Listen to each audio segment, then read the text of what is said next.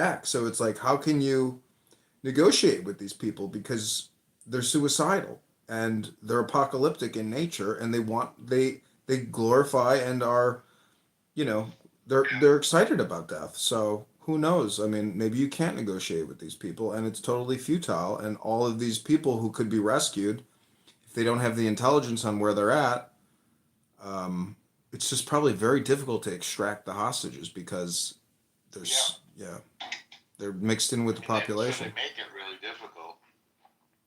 But there's got to be a percentage of the population that could inform and say these are the locations. I mean, they could, with the help of the Palestinian population, if they're, Punishment is really brutal for that, and they're kind of indoctrinated. I mean, I think Bibi offered 5 million for a hostage for well, information, no, for the info, and nobody took it. that's a lot of money. So they're pretty. I agree with you, but they're pretty indoctrinated. Yeah, but there's got to, there in every population, there's an out group that does not like the in group. And the in group is generally, malevolent and abusive and insane. And there's a lot of smart people there, and they're not necessarily all psychopaths and part of this organization. So, but again, like you said, it's too terrifying to say to reach out because then you die. It's a terrible situation. But what are you gonna do? I just hope they. Man, you wouldn't believe it. I went out. I did Purim with Chabad, which was an amazing experience. Really And fun. yeah, and the rabbi he's an amazing guy. I'd like to do more and contribute more. And then, but the next day we did St. Patty's Day, and as we're walking back to my friend's condo, who's Jewish, we see these like all these people in the distance, and I'm like, oh great, here we go. What are all these people? It's 2:30 in the morning or two. I'm like, I hope this isn't any trouble. We get a little closer, and it's six Orthodox Jews on the corner, giggling and laughing, young men, and they're like, "Are you Jewish?" And we're like, "Yeah."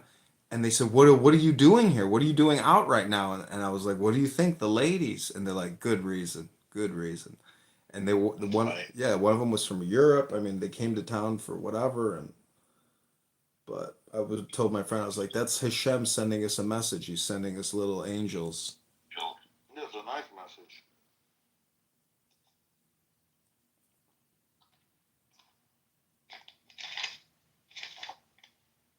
All right. Have you ever read? Have you ever heard of Dr. Paul Foster Case? No. He's a Kabbalist from the 20s and the 30s who lived in Hollywood.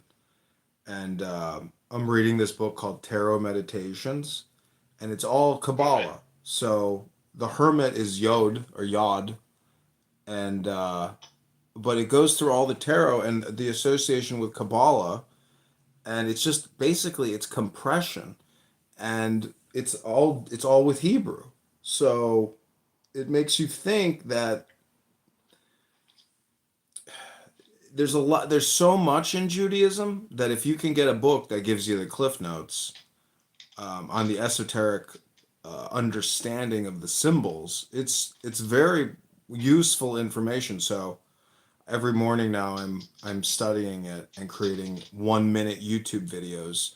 So eventually I'll have hundreds of videos of Kabbalah, and I'll use it as a meditation and monetize it hopefully. But it should be very useful for people who are interested in religion or spirituality or God, or because it's so complex. There's so many words, and it's just a lot of information to take in, and it's very confusing because it's almost like it basically gematria is very complicated.